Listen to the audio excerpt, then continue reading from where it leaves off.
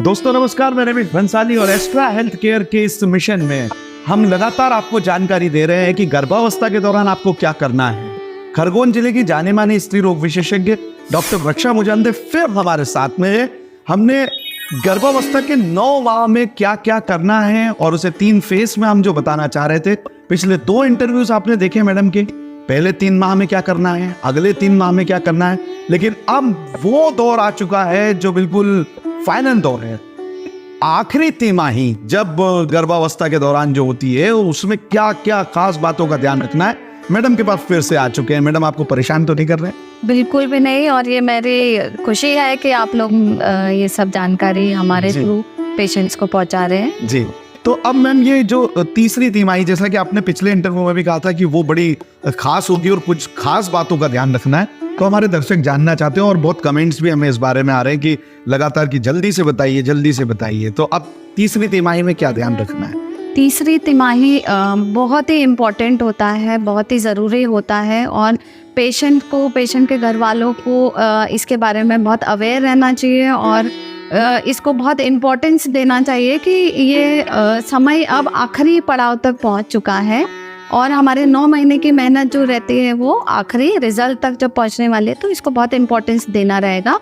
और सबसे पहले तो इसमें मैं ये बताना चाहूँगी कि इसके लिए जो डॉक्टर को दिखाने की विजिट्स होती हैं या डॉक्टर को दिखाने के लिए जो ज़रूरी समय होता है वो ये है कि 28 हफ्ते से 34 हफ्ते तक जो समय रहता है वो हर 15 दिन में डॉक्टर को जाकर के मिलना है, और उसके बाद 34 हफ्ते से 40 हफ्ते तक मतलब आखिरी तक जो है वो हर हफ्ते जाकर के दिखाना रहता है। तो 7वें से 9वें महीना लगते तक 15 दिन, हर 15 दिन में दिखाएं, और 9वें महीने में हर हफ्ते जाकर के चेकअप कराना है। और इसमें जो चेकअप है वो क्या है वो मैं बताना चाहूँगी। जैसे कि जाकर के अपना वज़न कराना है, बीपी चेक कराना है, कोई बीमारी हो रही है, कोई प्रॉब्लम्स हो रही है, चाहे वो सर्दी खांसी ही क्यों ना हो, छोटा मोटा बुखार ही क्यों ना हो, या और कोई प्रॉब्लम्स आ रही है बच्चे के घूमने को लेकर के, या ब्लीडिंग है, पानी है, ये सब का कोई इशू हो रहा है, तो जाकर के डॉक्टर को तुरंत दिखाना है। ये बहुत ज़रूरी है इस समय में। स्पेशली जो गांव की महिलाएं हैं उनके लिए बहुत ज़रूरी है। वो लोग ये सोचते हैं कि अभी समय नहीं हुआ है, अभी हम क्या करेंगे जा कर के दिखा के, अभी तो दिखा कर के आए हैं, अभी बार बार क्या दिखाना है, और डॉक्टर ने कह तो दिया है, दवाइयाँ तो 1 महीने की दे दी हैं, तो ये सब ज़रूरी नहीं है। चेकअप सबसे ज़्यादा इम्पॉर्टेंट होता है, वो नॉर्मल प्रेगनेंसी में भी दिखाना है डॉक्टर को। और अगर कुछ प्रॉब्लम्स हो रही है, मैं ये पूछना चाह रहा था क्योंकि इस दौरान 2 रास्ते हो जाते हैं। एक तो या तो 7वें महीने तक ये पता चल जाता है डिलीवरी नॉर्मल होगी या उसमें कोई कॉम्प्लिकेशन होंगे, तो इस दौरान बहुत सी इन चीज़ों का ध्यान रखना पड़ता है। तो लगातार चूंकि वो डॉक्टर की निगरानी में है ही अब पिछले 6 महीने से, तो अब ये नॉर्मल डिलीवरी वाला फेज क्या होता है और इस समय ये जो कॉम्प्लिकेशन होते हैं ये क्या होते हैं कि वो समझ जाए। इसको ध्यान रखना है। मैं सबसे पहले तो ये बताना चाहूँगी कि हम नॉर्मल डिलीवरी और नॉर्मल प्रेगनेंसी जो है हम उसको अलग समझते हैं, अलग बताते हैं कि जो हमारा जो फेज चल रहा है वो नॉर्मल प्रेगनेंसी वाला चल रहा है, डिलीवरी तक अभी हम पहुँचे नहीं। तो अभी ये जो नॉर्मल प्रेगनेंसी जो चल रही है, जो लास्ट के 3 महीने हैं, उसमें हमें जो चीज़ें ध्यान रखनी है वो तो एक तो चेकअप जो मैंने बता दिया, दूसरा है कि हम क्या खाना पीना खाएं। तो खाने पीने में कोई परहेज़ की ज़रूरत ही नहीं होती है, जो खाना चाहें वो खा सकते हैं। और आखिरी का जो महीना होता है, आखिरी 9वें महीने में, जैसे घर के लोग जो एडवाइस करते हैं कि गरम खाते हैं या कुछ चीज़ें ऐसी रहती हैं, जैसे पहले वो लोग ड्राई फ्रूट्स वगैरह नहीं लेते हैं, फिर बाद में लेना चाहते हैं, वो सब ले सकते हैं, पहले भी ले सकते हैं, बाद में भी ले सकते हैं। तो खान पीन को लेकर के कोई बहुत परहेज़ की ज़रूरत नहीं है, एक्सेप्ट कि पपीता वगैरह नहीं खाना है। आखिरी का जो 9वां महीना है, आखिरी के जो दिन हैं, उसमें पपीता वगैरह भी खा सकते हैं। और इसके अलावा इम्पॉर्टेंट चीज़ होती है कि एक्सरसाइज। नॉर्मल जो लोग हैं, नॉर्मल प्रेगनेंसी जिनकी चल रही है, वो लोग एक्सरसाइज करें। एक्सरसाइज में भी कुछ चीज़ें होती हैं कि जो नॉर्मल अपने वॉकिंग कर सकते हैं, मतलब पैदल चलना है वो चल सकते हैं, और स्ट्रेचिंग एक्सरसाइज कर सकते हैं, योगा कर सकते हैं। कुछ ब्रीदिंग एक्सरसाइजेज होती हैं तो वो कर सकते हैं, और वो करना भी चाहिए उनको, क्योंकि ये सब चीज़ें आगे जा कर के नॉर्मल डिलीवरी में काम आएगी और हमारा स्टेमिना बढ़ाती हैं और हमारी मसल्स को, हमारे जॉइंट्स को फ्लेक्सिबल करते हैं। तो ये सब चीज़ें इम्पोर्टेंट होती हैं। अच्छा, अब इनमें ये तो है कि ये जो है ये शहरी महिलाओं के लिए है कि एक्सरसाइज करनी चाहिए। गांव की महिलाओं के साथ ऐसा यूजुअली नहीं होता है, क्योंकि वो वैसे ही इतना रूटीन में उनके पास काम होता है कि वो वैसे ही, लेकिन उनको खाने पीने पे स्पेशल ध्यान रखना चाहिए और चेकअप पे इम्पोर्टेंट ध्यान रखना चाहिए। अब इसके अलावा हमको एक इम्पॉर्टेंट चीज़ और है जो ध्यान रखने की है कि हम एक्सरसाइज कर रहे हैं, हम खाने पीने पे ध्यान रख रहे हैं, हम डॉक्टर को भी दिखा रहे हैं, लेकिन हमें माइंड सेट एक करना चाहिए। माइंड सेट का मतलब दिमागी तौर पे हमें ये क्लियर होना चाहिए कि 80% महिलाओं की डिलीवरी नॉर्मल होती है और हो सकती है। तो हमें इस बात से बिल्कुल भी नहीं डरना चाहिए कि दर्द कैसे आएंगे, और आएंगे तो हम सहन नहीं कर पाएंगे। स्पेशली शहर में जो महिलाएं रहते हैं तो उनको तो ये बिल्कुल भी नहीं सोचना चाहिए कि नॉर्मल डिलीवरी हो सकती है, और बिल्कुल भी नहीं डरना है दर्द से जी। और ये माइंडसेट रखेंगे तो ऑफ कोर्स कि वो ट्रायल के बाद अगर नॉर्मल डिलीवरी होती है तो उनके आगे फ्यूचर के लिए बहुत अच्छा होगा। तो हम नॉर्मल डिलीवरी को माइंडसेट करना बहुत जरूरी है। डरते हैं पेशेंट, डरते बहुत हैं कि दर्द से प्रॉब्लम हो जाएगा, और कई बार घर वाले भी दर्द देख करके घबरा जाते हैं। तो उनको भी पेशेंट को मॉरल सपोर्ट देना चाहिए। एक ये मैम जो दौर होता है, जैसे हम कहते हैं प्री मेच्योर बेबी, वो 7 से 9 महीने होते हैं, तो वो भी क्या यही दौरान होता है कि इस समय?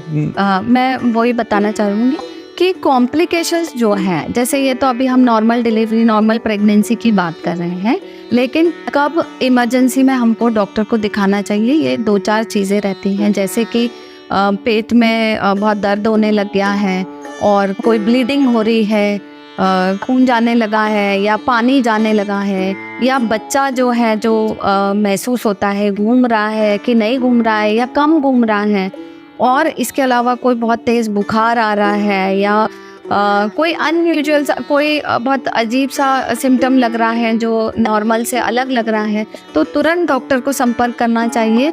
और इसमें एक और सलाह है कि सब लोग को लगता है कि फ़ोन पे हम लोग पता कर लें कि चलो ये सब ठीक है कि नहीं है। पेट दर्द हो रहा है तो दर्द की गोली ले लें बशर्ते और दिखाएं डॉक्टर को दिखाएं, या पास में आंगनवाड़ी वाले हैं उनको दिखाएं, या पास में जो भी PHC, CHC या जो भी डॉक्टर्स अवेलेबल हैं या प्रैक्टिशनर हैं उनको दिखाना ही चाहिए, क्योंकि दर्द फ़ोन पे दिखेगा नहीं, वो हमको समझ नहीं आएगा। और प्रेगनेंसी में बच्चे को देखना, माँ को देखना बहुत इम्पोर्टेंट है, उसकी धड़कन सुनना बहुत इम्पोर्टेंट है। तो इन सब चीज़ों का ध्यान रखना चाहिए। और डॉक्टर इस समय भी कुछ सोनोग्राफीज वगैरह ज़रूरी होती है? सोनोग्राफीज इस समय में होती हैं, इम्पोर्टेंट होती हैं, और 7वां महीने के बाद से जो सोनोग्राफी होती है, 2 या 3 सोनोग्राफीज होती हैं, और होना भी चाहिए। उसमें हम लोग कोई बहुत बीमारी वाला नहीं देखते हैं। जैसे हमने पिछले वाले एपिसोड में या पिछले जो बताया, उसमें था कि टारगेट स्कैन और ये सब कराना रहता है, जो बड़ी सोनोग्राफी कहलाती है या कहते हैं। लेकिन अब हमको बच्चे की बढ़त देखनी रहती है, ग्रोथ देखनी रहती है, और ये देखना रहता है कि बच्चे का वज़न ठीक से बढ़ रहा है कि नहीं, पानी ठीक से है कि नहीं है, कम तो नहीं हो गया है, बच्चे को जो खून जा रहा है माँ से वो ठीक से जा रहा है कि नहीं जा रहा है, जिसके कारण हमको कभी कभी जल्दी डिलीवरीज भी करनी पड़ जाती हैं। तो वो सब चीज़ें बहुत ज़रूरी हैं, और 2 से 3 सोनोग्राफीज लास्ट के 3 महीने में भी हो सकती हैं और करा सकते हैं। और अगर ज़रूरी लगता है किसी पेशेंट को लेकर के कि पानी कम हो रहा है या बच्चे को खून कम जा रहा है, तो हमको सीरियल सोनोग्राफी, मतलब बार बार भी सोनोग्राफीज करनी पड़ जाती है। कभी कभी 10वें दिन या 15-15 दिन में भी सोनोग्राफीज हमको करनी पड़ जाती है। तो ये हमारे लिए ज़रूरी है, और ये सबको पता होना चाहिए कि सोनोग्राफी कोई आपके बच्चे को या आपको नुकसान नहीं करेगा। वो आप 10 बार, 15 बार, 20 बार, 25 बार भी करा सकते हैं। महिलाओं में और महिलाओं के साथ वालों को बहुत सारी भ्रांतियां हैं सोनोग्राफी को लेकर के कि सोनोग्राफी कम करानी चाहिए या सोनोग्राफी से बच्चे को नुकसान हो जाता है, या कुछ लोग तो ऐसा भी सोचते हैं कि सोनोग्राफी से बच्चा काला हो जाता है। तो ऐसा नहीं है। उनको ये चीज़ समझनी चाहिए कि सोनोग्राफी हम 10 से 15 से 20 बार से 25 बार भी करा सकते हैं, और जब ज़रूरी है तब तो कराना ही चाहिए, क्योंकि कई बार बच्चे के आसपास पानी कम हो जाता है, बच्चे को खून कम जा रहा होता है। तो सोनोग्राफी से ही हम मॉनिटर कर सकते हैं और उसी के द्वारा हम डिसाइड कर सकते हैं कि अब हम कब एक्शन लेना है और कब बच्चे को जल्दी डिलीवरी करनी है। जी। और जैसे कि अब हम सोनोग्राफी की बात कर रहे हैं, जांचों की बात कर रहे हैं, तो हमारे लिए एक और इम्पॉर्टेंट चीज़ है जिस पे ध्यान देना चाहिए, जो कि ब्लड प्रेशर। ब्लड प्रेशर के लिए भी सबको ऐसा लगता है कि बीपी की गोली खा लेंगे तो ठीक हो जाएंगे, या फिर बीपी चेकअप कराना ही बस इम्पॉर्टेंट है। नहीं, अगर बीपी चेकअप करा रहे हैं और बीपी थोड़ा भी बढ़ रहा है आखिरी के महीने में, तो इसको बहुत सीरियसली लेना चाहिए, क्योंकि हम जिस क्षेत्र में रहते हैं, निमाड़ क्षेत्र में रहते हैं, वहाँ पर बहुत सारे लोग गांव से आते हैं और वो बीपी चेक कराना बहुत इम्पोर्टेंट नहीं समझते हैं, बहुत ज़रूरी नहीं समझते हैं। और बीपी ऐसी चीज़ है जो दिखती नहीं है, उसको आपको चेक कराना ही पड़ेगा, तभी जाकर के वो बीपी दिखेगा। और अगर बीपी बड़ा हुआ है तो वो माँ को और बच्चे को भी नुकसान पहुँचाता है। तो बीपी चेक कराना और उसके लिए एक्शन लेना, डॉक्टर को दिखाना और बार बार दिखाना बहुत इम्पोर्टेंट है। बीपी में भी एक जनरली ये बात देखी है मैम हमने कि बहुत से घरों में बीपी के पेशेंट होते हैं। अब जिस घर में गर्भवती महिला है और उस घर में कोई ऑलरेडी कोई बीपी का पेशेंट है, अब महिला को बीपी हुआ तो उन्होंने उनकी गोली की ये गोली खा लो, तो मुझे लगता है ऐसा नहीं करना है, क्योंकि जो नॉर्मल बीपी के पेशेंट होते हैं वो अलग होते हैं, और जो प्रेगनेंसी में जो बीपी बढ़ता है वो अलग होता है, और उनकी दवाइयाँ भी अलग होती हैं, और उनका ट्रीटमेंट अलग होगा, उनके लिए अलग प्रोटोकॉल्स बने हुए हैं, और उसमें माँ और बच्चे दोनों को देखते हुए बीपी की गोली, बीपी का ट्रीटमेंट करना होता है। और कई बार हॉस्पिटलाइज भी होना पड़ता है। हॉस्पिटलाइज होकर के कई बार बच्चे को जल्दी डिलीवरी भी करनी पड़ जाती है। बीपी के कारण कभी कभी माँ को झटके भी आ जाते हैं, उससे बच्चे को भी दिक्कत हो जाता है। तो बीपी बहुत बड़ी समस्या है। हम जो देख रहे हैं क्लिनिकल प्रैक्टिस में, यहाँ निमाड़ क्षेत्र में तो बहुत ज़्यादा है। जो गांव से जो पेशेंट आ रहे हैं वो सिर्फ अभी तो बीपी के कारण सबसे ज़्यादा परेशान होके आ रहे हैं, और वो परेशानी कई बार इतनी बढ़ जाती है कि हमें बच्चे को, माँ को बचाना भी कभी कभी मुश्किल हो जाता है। तो आपके साथ ये मुश्किलें ना हो, ना माँ के साथ, ना आने वाले शिशु के साथ। इसलिए ये जो दौर है आखिरी तिमाही का 7 से 9वां महीना, ये बहुत ज़रूरी है कि अपने चिकित्सक की, अपने डॉक्टर की निगरानी में रहे, बार बार उन्हें दिखाते रहे। सोनोग्राफी हो, चाहे कोई गोली लेनी हो, चाहे दवाई लेनी हो, लेकिन अपने डॉक्टर की निगरानी में रहे, क्योंकि आपके घर जो मेहमान आने वाला है वो आए तो जरूर, लेकिन स्वस्थ रहे तो आपको भी अच्छा लगेगा और परिवार को भी। मैडम, आपने बहुत अच्छी जानकारी दी, लेकिन लगातार हमारे दर्शकों के जो कमेंट्स आते हैं उस पर हम आपके वीडियोस, इंटरव्यूज लेते रहेंगे, आपको परेशान करते रहेंगे। धन्यवाद मैडम, आपका धन्यवाद।